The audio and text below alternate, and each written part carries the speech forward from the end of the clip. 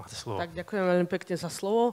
A ja budem pokračovať a nadviažem na predchádzajúcu prednášku, kde ja vlastne sa chcem zamerať na ešte menej jak tých 30%, ktoré nastanú pri recyklácii.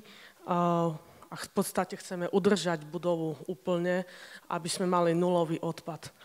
V podstate chcem prezentovať potrebnosť historických budov, lebo máme kopec historických budov, ktoré sú na svete a sú to objekty, je to veľká masa, kdežto my sa pohybujeme v rokoch, nie desiatoch, ktoré sa teraz menia, ale ja sa budem pohybovať v stovkách rokov. To znamená, že my tu máme budovy, ktoré sú 100, 200, 300, 500 ročné stavby a neustále sa nám rozpadávajú. Jediná údržba, alebo ako zachovať historické budovy, je ich držať pri živote a stále udržiavať. To znamená, že ich prevádzka historických budov je tá najlepšia a ak ich zachováme, nemusíme recyklovať. Samozrejme, každá budova je špecifická a má iné riešenie. Samozrejme, ak chceme tie historické budovy využívať, tak musíme im nájsť to správne riešenie, využiteľnosť, aby sme nekomplikovali zbytočné veci, ktoré sú tam, aby sme nevytvárali v historických budovách niečo, čo sa nedá, napríklad hotely. Pri niektorých budovách, v kaštieloch možno je to možné, ale pri niektorých budovách zbytočne a dá sa to riešiť každá obnova a nemusíme ísť do obnov s vysokými potenciálmi na teplotechniku a tak ďalej. A konkrétne sa budem zaoberať hradmi a ich potrebnosť. Hrady sú ešte staršie historické budovy ako klasické historické budovy, ktoré poznáme v Prahe alebo niekde v mestských častiach. Sú to väčšinou odľahlé budovy, objekty, ktoré sa nám rozpadávajú v lesoch. A sú to objekty, ktoré treba zachovať, aby sme si zachovali architektonickú stopu danej doby a aj našu históriu. Tie priestory vieme využiť nielen na reprezentáciu ako kultúrne pamiatky, ale vieme ich využiť na množstvo priestorov a každý hrad má svoje nejaké výnimočnosti a treba ich neustále hľadať a využiť tie priestory natoľko, aby sme vedeli toho návštevníka hradu čo najdlhšie tam zdržať na tom objekte.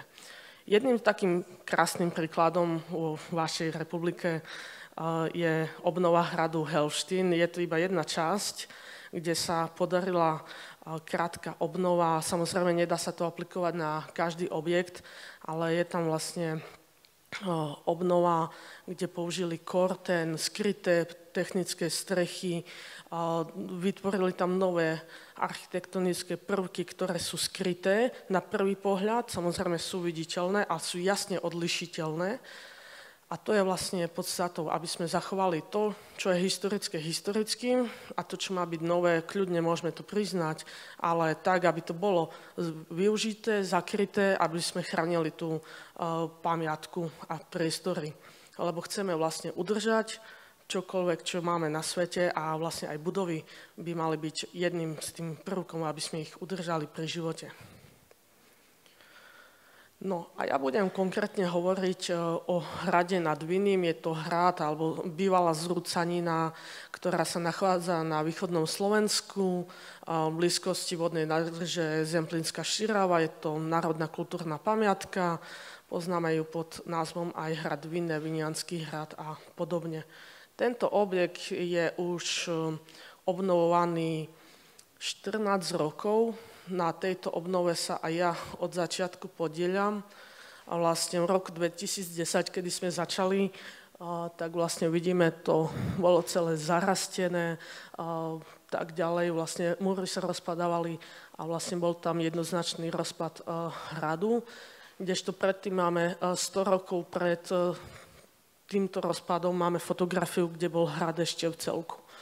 Viac menej sme si to nechali my sami ako národ spustošiť. A tu je vlastne vedľa viditeľná fotografia,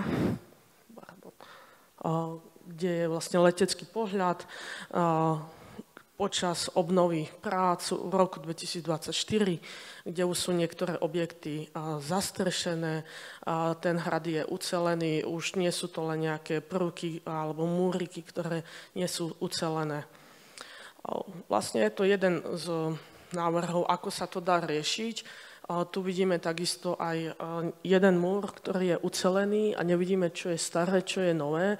Tak by to malo byť, že tie murované prvky, ktoré sú vlastne pevné, nie sú ľahko odstraniteľné, tak by nemali byť rozpoznateľné a mali by byť pripomínať to staré murivo. A všetky nové prvky by mali byť ľahko odstraniteľné, ak by sme prišli ku lepším nejakým návrhom riešenia, ako to zhotoviť lepšie.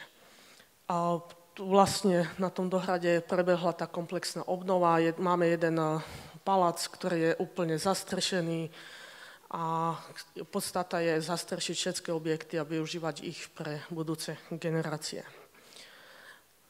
Tu je vlastne fotografia, ako sa obnovuje, takže muruje sa podľa pôvodných techník, zachovanie riadkovania, využitie murovania vápenou maltou, hasí sa priamo na hrade, veľa prác sa priamo vykonáva na objekte a aj tie techniky sa snažíme robiť v tom dobovom štýle. To znamená, že aspoň to murovanie je vlastne tá prvá prioritná vec, ktorá by mala byť taká dobová a vlastne tam nejdeme o čas, o tie rýchle procesy a vlastne aj toto je spôsobom, aby sme nie všetky obnovy museli síliť časovo a nákladovo a vlastne pri takýchto historických budovách si nechať odležať a vyčleniť na to financie, aby ten proces bol vlastne tiež zážitkom a prezentáciou, ako to správne obnoviť. A takisto k tomu aj napomáhajú aj iné remeslá, ktoré sa vykonávajú priamo na hrade. Je to aj kamenárstvo, kováctvo.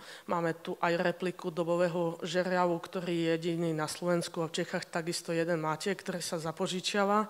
Myslím, že aj na hrade Gedelon bol zapožičaný.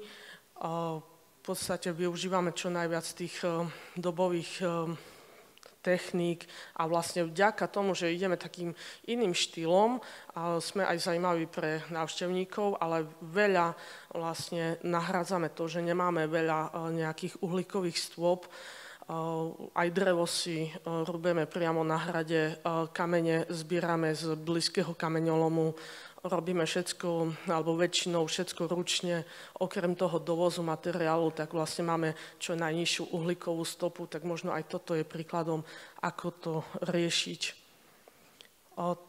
Tak vlastne taký súhrn a možnosti riešenia je robiť možno to trošku pomalšie a nové niektoré prvky a ucelenia vlastne niektorých objektov riešiť aj novodobými prvkami, ktoré nie sú na prvý pohľad odstrašujúce. Napríklad tu je Gabionový múr, ktorý vlastne je to len karisiete pospájané a vyplnené kamením, kde na prvý pohľad vidíme, že je to iné, je to novodobé, ale nie je to rušivý prvok a takto sme dokázali mnohé objekty uceliť a vytvoriť vlastne takýto nejaké celistvé prvky, celistvé objekty, aby sme vedeli uzavrieť objekty a využiť ich pre návštevníkov. A vlastne aj toto je spôsob, ako riešiť novodobé alebo ucelenie týchto historických budov, že nemusíme všetko hneď murovať, robiť nejaké historizujúce prvky, aby sme vytvárali skôr riešenia, ktoré sú vhodné pre všetkých, aby sme poskytli čo najviac ten objekt pre návštevníkov tohto hradu a iných hradov. Hej, nemusí sa to aplikovať len tu, ale na iné akékoľvek objekty.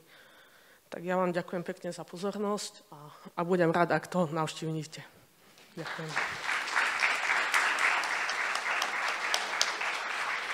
Moc děkujeme za tuhle příjemnou exkurzi k hradům a ke kulturním památkám. Ve slajdu máme jeden dotaz zatím a ten dotaz zní, na základě kterých podkladů dochází k rekonstrukci. Tak počas obnovy sa samozrejme pred samotnou obnovou vytvára aj architektonicko-historický výskum, je tam metodika spracovania, samozrejme sú aj metodiky aj u nás na Krajskom pamiatkovom úrade, podľa ktorých máme postupovať a vlastne postupujeme podľa tých metodík, takže chodí nám pamiatkový úrad ako na dozor a pozerá, akože, čo je správne. Ak máme poprípadne aj zle niečo namurované, tak niekoľkokrát sme tie tony, kubiky museli premurovať. Děkuju. Další otázka se ptá, jaký je záměr funkčního využití takových obnovených hradů? To je veľmi správna otázka. V podstate na každý objekt treba hľadať to najsprávnejšie využitie. A na tento objekt bol zrobený vlastne taký územnoplánovacia dokumentácia, čo by sa tam mohlo využiť. V podstate každý objekt bol podľa toho, v akom stave je zachovaný zatiaľ v teoretickej rovine, vlastne je to navrhnuté, že niečo je na reprezentáciu, niečo je na predaj vstupeniek, suvenírov a niečo bude vlastne na krátkodobý pobyt, napríklad tých, ktorí by chceli, lebo počas leta sa tam dá v podstate zakryť, pod zakrytými priestormi aj bývať, zažiť tam možno nejaké dobové slavnosti. Takže zatiaľ je také funkčné využitie, že niečo by mohlo byť na vystavovateľské reprezentačné účely, ale takisto potom tam je veľký dôraz na to, že to už je muzeálna vystavovateľská časť, kde treba veľké zabezpečenie a na týchto hradoch väčšinou nemáme ani elektrickú energiu. Děkuju. Ta další otázka, mám pocit, možná zabloudila z jiné sekce, možná pokud se pletu, tak mě opravte, ale možná bych přišel na další otázku, která se ptá na financování, pokud chcete odpovědět. Samozrejme, financovanie je veľmi podstatné, nechcel som ísť do toho, tam by bolo vlastne na tých, čo majú na to kompetencie. U nás sú na to vypísané nejaké projekty cez buď Ministerstvo práce alebo Ministerstvo kultúry, ktoré by sa mali starať o tento hrad, keďže nie som ani vlastníkom, len správcom a vlastne patrí to štátu, tak oni by sa mali priamo o to starať, ale my sa dobrovoľne vlastne staráme o tento hrad, kde žiadame o granty, stále sme vlastne takíto v podstate žobráci a žiadame o granty a staráme sa o národné kultúrne pamiatky, ktoré nie sú naše. Děkuji. A ještě vás... Ďakujem. Samozřejmě můžete tady zatleskat. Tím harmonogramem prolítáváme poměrně rychle, tak klidně můžeme ještě zodpovědět i poslední otázku, která se ptá, jak probíhá diskuze s památkáři, jestli pracujete třeba i na myšlence najít vhodnou metodiku revitalizace pro jiné hrady, přestože každý je unikátem. Takisto aj tí pamiatkári sú unikátni. No tam by to bolo vlastne na dlhú debatu, ale musím povedať, že u nás máme veľmi dobrého pamiatkára, s ktorým celkom vieme výjsť na niektoré debaty a vieme niektoré veci, ako nám povolí. Perfektní, plně to stačí. Děkujeme za odpovědi.